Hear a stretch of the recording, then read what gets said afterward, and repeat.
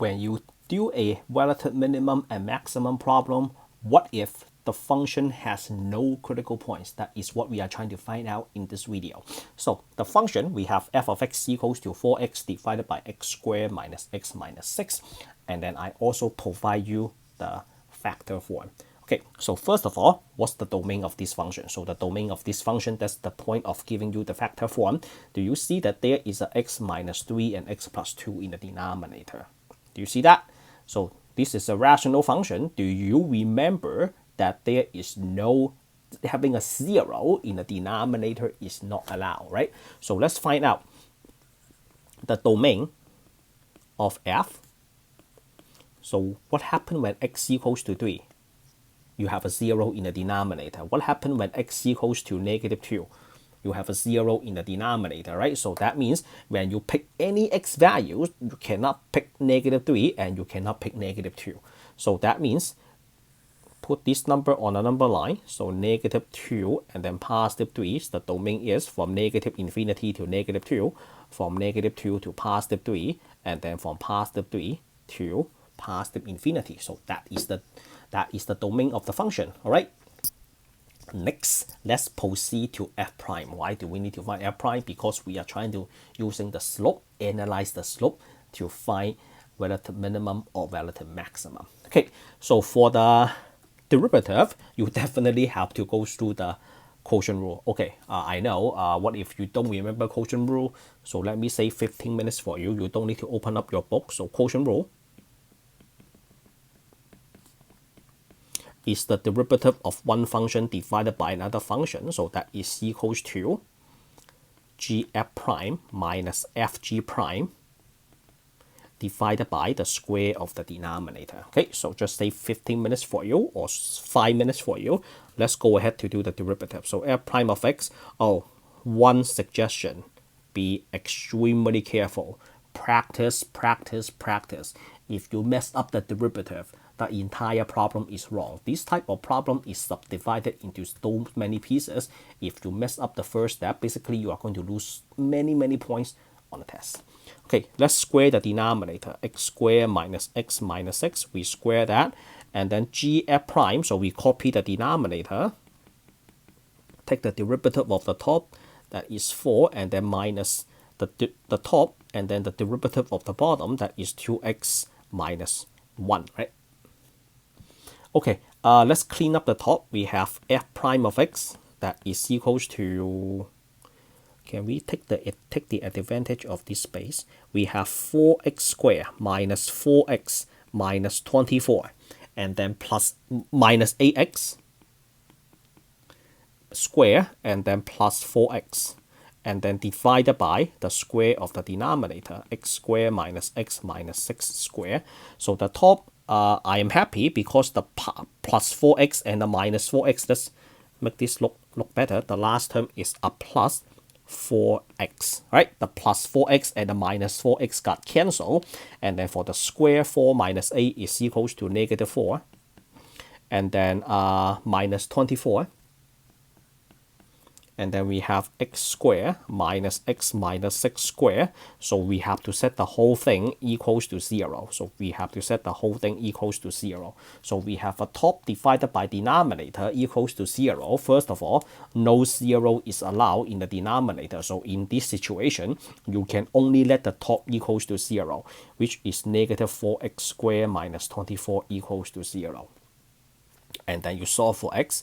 X squared is equals to 24 divided by negative 4, that is equals to negative 6. We have a problems in here because x is equals to plus or minus square root of negative 6. This is undefined. In case you still don't know why, I didn't take care of the denominator, so let me show you why.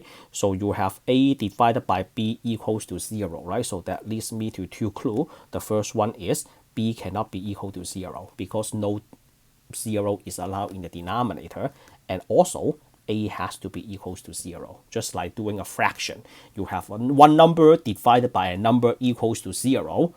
The divisor cannot be equal to 0, so no 0 in the denominator. So let's say the denominator is 3, then what's in the numerator? The numerator must be 0. 0 divided by 3, that's the only way to get a 0. All right, so now we have a trouble. We can't find any critical point. That means we make a mistake? The answer is no. First, all the math are correct. Undefined, so there are no critical points, critical numbers. Okay, back to what we did in the previous video. I need critical numbers to build the test interval. But in this problem, we don't have any critical numbers. So how do we proceed to the test interval? The answer is use the domain. The domain has something, right? So do you see that the domain has something, right? Do you see that there are 3 intervals up there? So that is your test interval. The domain is your test interval. And then another what if? What if the domain is all real number? If the domain is all real number and there are no critical numbers, let me give you a good example. So let's say the original function is square root of x. So this is an increasing function, right? Try this. The domain is x greater than or equal to 0 and there are no critical numbers. You can try this one really quick, but of course you try that after watching this video. So there are no critical numbers, then you use the domain for the test interval. All right, so let's move on to the sign chart. So for the sign chart, let's use a different color for the chart. So let's use yellow. So what's the first row? The first row we have test intervals, right? So we have test intervals.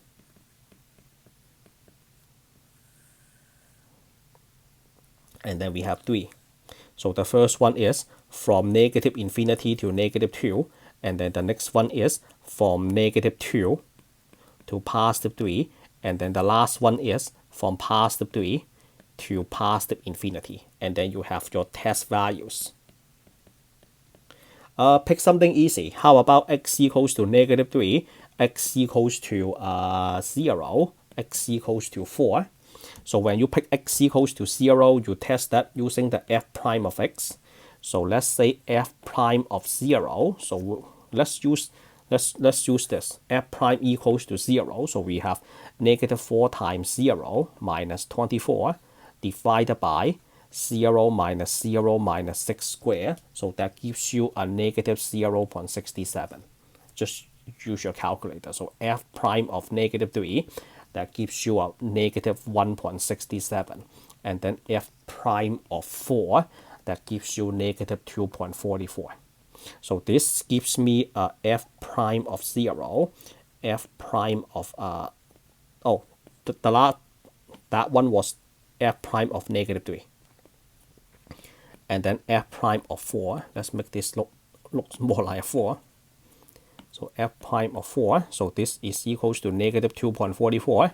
0 gives me a negative 0.67, and then this is negative 1.67. So negative, this is a less than 0, this is negative, and then this is also a negative.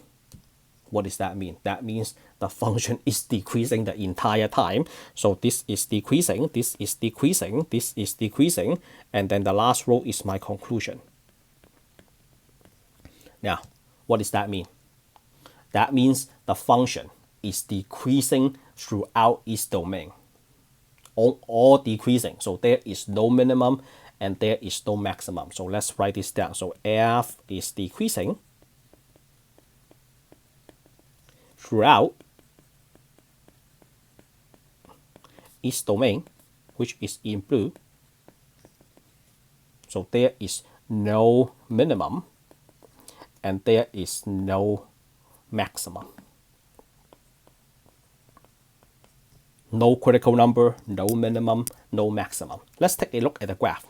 So the red graph is the graph of the given function. In case you don't remember what the given function is, let me remind you that the given function is f of x equals to 4x divided by x squared minus x minus 6. So do you see that it's decreasing the whole time? So going down, and then this is going down, and then this is going down. It's decreasing the whole time, so there is no minimum, and there is no maximum. I mean relative minimum and relative maximum. So why do I prepare another graph for you. So this graph, you can try this on your own. So what if you just change the function to 4 divided by x squared minus x minus 6? If you do so, then there is one maximum at 0.5, negative 0.64. If you change the function a little bit by just eliminate the x on top, then that changes the shape of the entire graph. As a result, you have one maximum. So that one, I suggest you to try. So there is a maximum in there. And what software did I use to create this graph? I use decimals. So just Google decimals, and then this is a free graphing calculator. Click on it, input the function, they will show you the graph, and then once you click a point, they will show you the location of that point. But when you do this on your homeworks, especially on exam, don't cheat, all right? Do the works, make sure you practice at home, do the work, you will get it right on the exam. Do not cheat, all right? Okay, so that is the end of this video. If you think my instruction is clear and helpful, give me a like. Please share this video in any social medias for me. If you are new to the channel, take 2 seconds, click the subscribe button for me. I appreciate your help very, very much. I will see you all in the next one. Signing out.